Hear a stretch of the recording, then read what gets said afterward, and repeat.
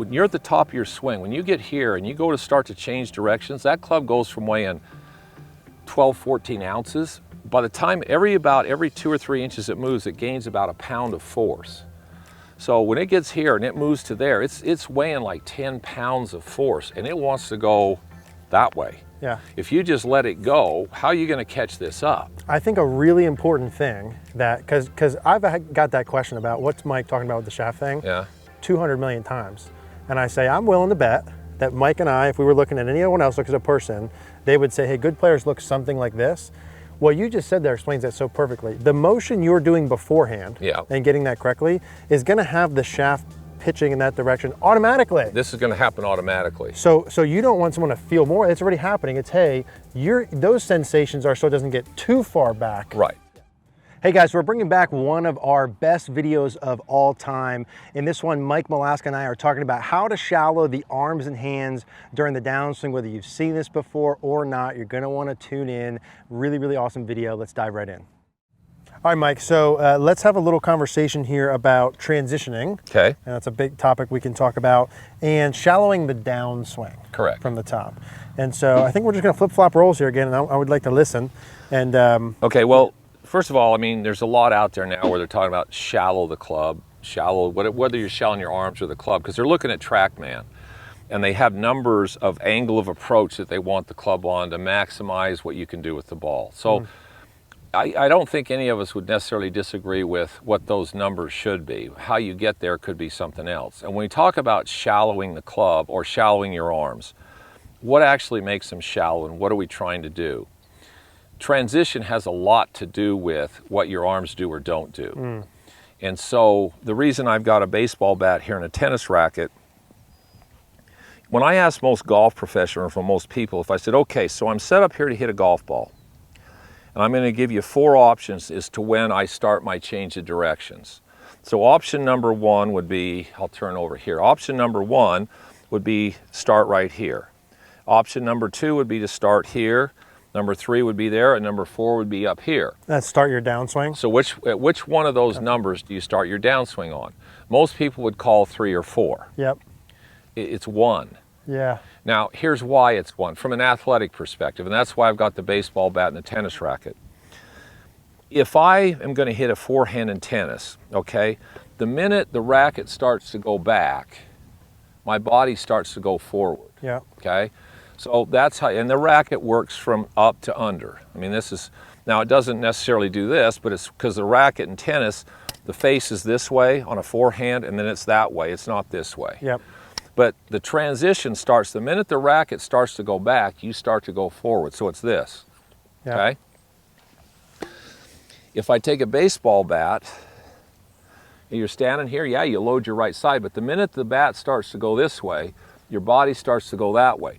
Those two offsetting or opposing forces is what keeps you centered. Yeah. So the transition doesn't, you don't do this with a baseball bat, you don't go back here, put the bat here, and then try to go forward. Right.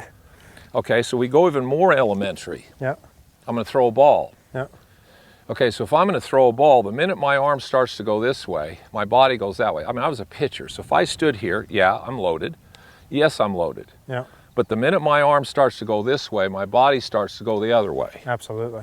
Now, if I tried to do this, if I went here, and I went here, and then I went here, and you said, now throw, see, I'm going to be over the top. Sure. Okay, so when I take a golf club, so here's a tennis racket, and there's the transition with a tennis racket. Yep. As this goes back, I go forward. Yep. As this goes back, I go forward. So all of a sudden, I put the tennis racket down. As this goes back, I go forward. Yep. It's the same damn thing. Now, if you transition correctly, like this, when you transition, and this goes a little lateral, when it goes lateral, it tilts your spine, which tilts your shoulders, which starts your arms down. Yep. So the shallowing of your arms or the club happens because of the transition in your body. You transition late, you're going to be steep. And if you try to fix that by doing this, now you put a Band-Aid on a Band-Aid. Got it. Okay, so Yep. get up here. Yep, yep. Do this first. Yep. Did you play tennis? I dabble. Just your right hand. So forget golf. Yep. Just hit a forehand. So see, as the racket goes back, what does your body do? Goes forward. Okay, you feel that? Yeah, absolutely. So it's, but you're still putting force into your right foot. So you see how you're doing that? Yeah. You don't even have to think. No. I'm certainly not thinking. No, shallow, but if we look at it on the video, it happens. Your racket is shallowing. From my sequence, my body motion. Exactly. So the sequence of your body motion, I'll make a practice swing. It's a tennis racket. There. Yeah. So you start changing directions right now. There you go. Yeah. That's the sensation I get from transferring that to this, is my movement is happening earlier. And see, you just made a really, that was very perceptive. Yeah. You said earlier, you didn't say quicker. Yeah. Because when I do this with people, they say, oh, you maybe want me to swing faster. No, no, no. My transition, my swing's really smooth. Yeah. My transition is really slow, but just happens sooner. Sooner, got it. It's not about being quick. Yep. See, I can have a really early transition and have it be really soft and smooth.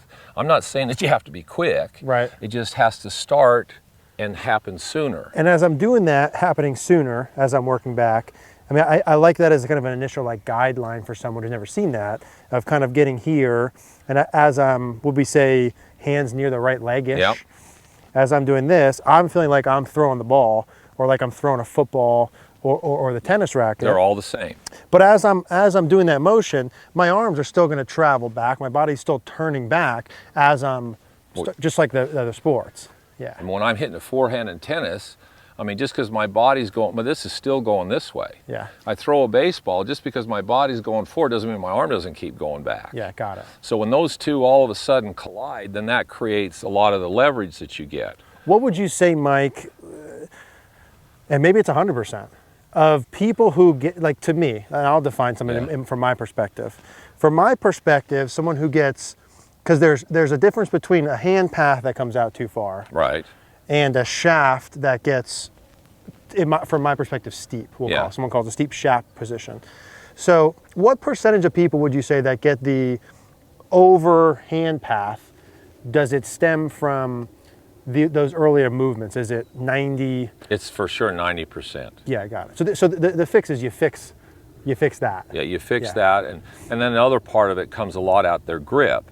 Yeah. Because if their grip's weak, then what's going to happen is then they want to try to square the face with their shoulder. And if your right arm if your right arm has to twist to square the face, it's very difficult. It's a multiple global movement pattern to go here and start down and leave your shoulders there and rotate your forearm and not move your shoulder. Yeah. Because what your body wants to do, if you give it the task for my arm to rotate, your shoulder's going to go with it. Yep. So unless somebody's going to spend a whole lot of time to get them to rotate their arms and not have their shoulders go, it isn't going to happen. So when I'm from the top, and I want to say kind of, here's what I see a good ball striker do if I look at him. If we go from the top here, right, and it's transitioning, because this to me feels pretty clear cut. Okay. You know, like that's straightforward to me, like another sport. If I go up to the top and I get into let's call it like a neutral position. Yeah. My hands are, butt of the club's kind of middle of my foot-ish, nothing goofy. When I watch a good player from here, and I were to now here's the getting micro with what we see on camera part, which is funny earlier. I got it. And I work from here, I would see the butt of the club going more down than out, for sure. Maybe like on a, not straight down, not this, not even 45, more down than out, but some combination of both. And what I see if I draw that line is, let's say that line's like this, here. I see the shaft on there being just slightly below that. Now, I don't see the hands from the top go out this way. Yeah. I don't see the hands from the top go here, although some people. But from a neutral position, I see the hands go just slightly down and out, and the shaft being on or just under that spot. You're right. And that's what we see people do. You're right. I think some of the videos, like we see where someone said, hey, Mike, what's Mike talking about the shaft getting here, right? And so, from my perspective, and I want to get a serious, what you think with that, if I make a downswing where I do what I do, and I get in this position, which is too far, I would say I need to feel a sensation of here to make it look neutral. Okay, what you just said, that's forces. Yeah. So here's what you have to feel. Take hold of it. So when you get to the top of your swing, the momentum of the club is going like this. Yep. When you change directions, the momentum of the club wants to go this way. Yep. So when you get to the top of your swing, the momentum of the club is going like this. Yep. When you change directions, the momentum of the club wants to go this way. Yep. So what you have to do right in here, you have to do something to offset the momentum of the club, which you're going to feel like you go this way. Yep. You're going to feel this to get it there. Yep. If you feel there, it's going to be here. So what you have to do to offset the momentum of the club, what you have to feel doesn't equate for most people, because they go, wait a minute, that feels like I'm standing the club up too much. Yeah. I go, well, no, just do it and let's watch it. And they try to do it and it doesn't even come close to being there. Exactly. So when you got these forces around you going multiple different directions and you move, what you have to feel like you're doing to offset those forces to get that camera to see what you want it to see doesn't correlate to what it looks like. Exactly. So the feels don't correlate. That's why when somebody says, well, practice this position, I go, okay. Or do you believe in this position? I go, yeah. But then I'll say, how do you get there? Well, you practice that position. No, you don't. Right. Because that position is static with no motion or forces involved.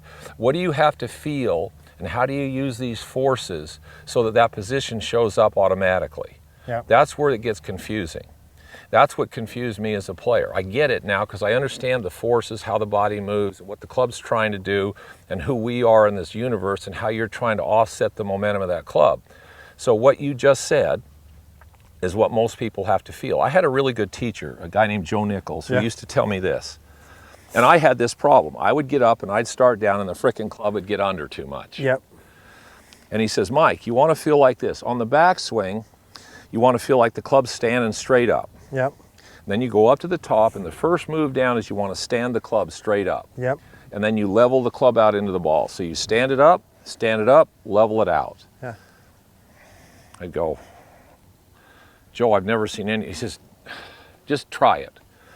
So then I'd stand there, and I'd go, and I'd feel like I was doing this, and I'd feel like I was doing that, and I'd stand there and make a swing. Yeah.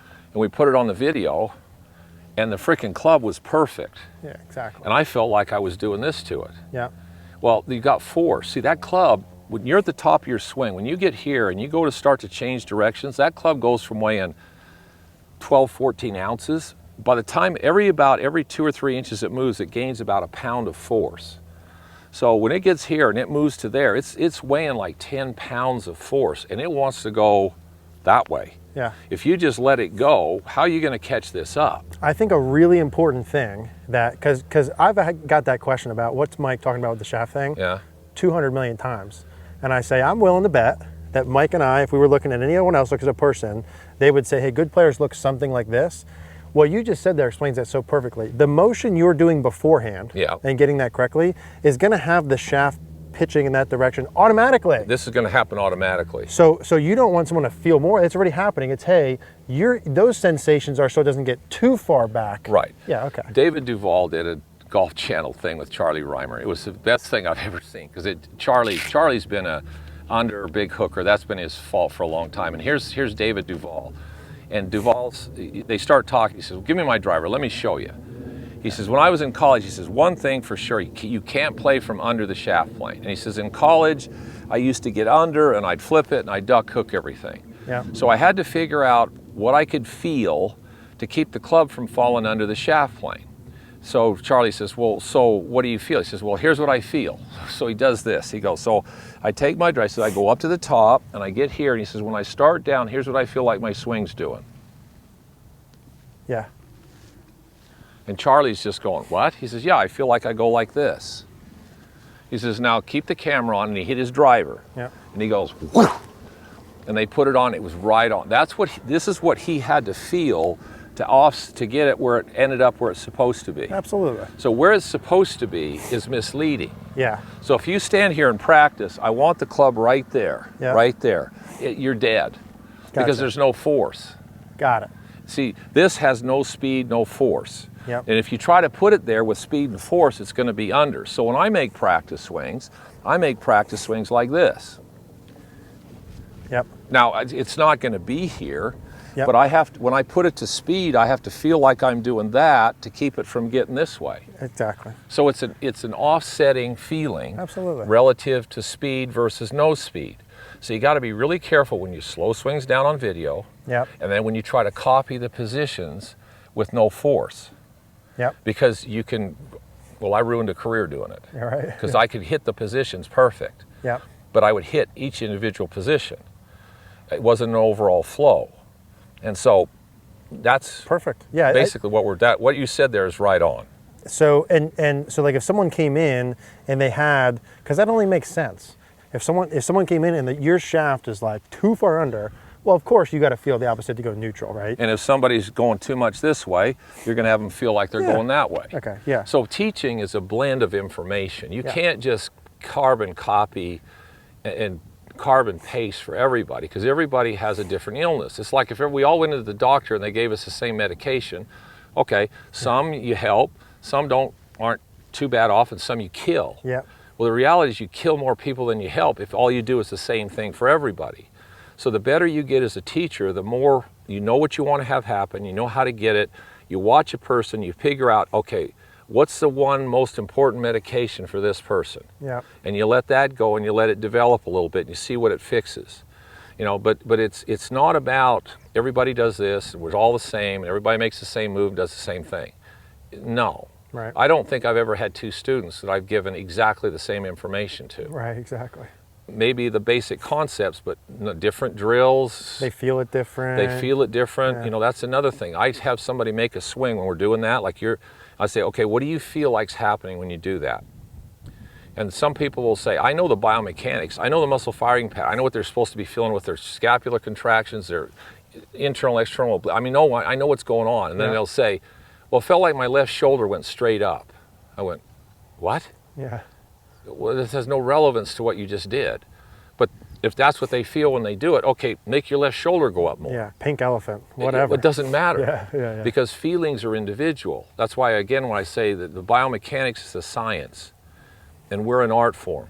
You know, our bodies, we're an art form of this world. Mm-hmm. And so what you feel when you move isn't what I feel. Yeah. So for me to stand here and say, well, here's what I feel when I'm doing it. Okay. Yeah, for you relative to, well, unless you're a carbon of me, right, that may not help you. Yep. And for me to say, everybody needs to get the club here and go like that. Now, this I like a lot more. This is what Sergio does. This is what Ricky Fowler does. They get the club laid off and they start down, and the handle comes down faster than the club head, or at least the same speed. And at some point in time, the club head stops and it goes back. That's how they accelerate the club. They accelerate it with this and that. And would you say, that's, again, perfectly, makes only sense. If I went to the top, Mike, and I went up like this, let's flip off 1 second. So if I go here, because it's all just relative. If I'm Freddie Couples, or I'm long and across the line, well, I need to there's going to be some natural of the club going back this way early, and then this way. If I'm over here, I'm not going to go back down more, right? Anomaly, John. But I'm going to, the more I get the club back like this, the more it's going to come back here to be neutral. Right. The more I'm across the line, the more it's going to go this way to be neutral. Right. It's all just getting to the same spot. Right. So it's about that blend. Love it. Love it. Beautiful. Mike, thanks, man. Appreciate Thanks, you. Bill. Thank you. Thank you. Hey guys, thanks for watching today's video. To see more from Mike, go ahead and click the link down in the description below to see Alaska Golf. Also, if you did like this video, go ahead and watch the 2 videos here on the screen. They're gonna help you learn more about this topic. If you liked it, click the like button down below, click the notification bell, and please subscribe.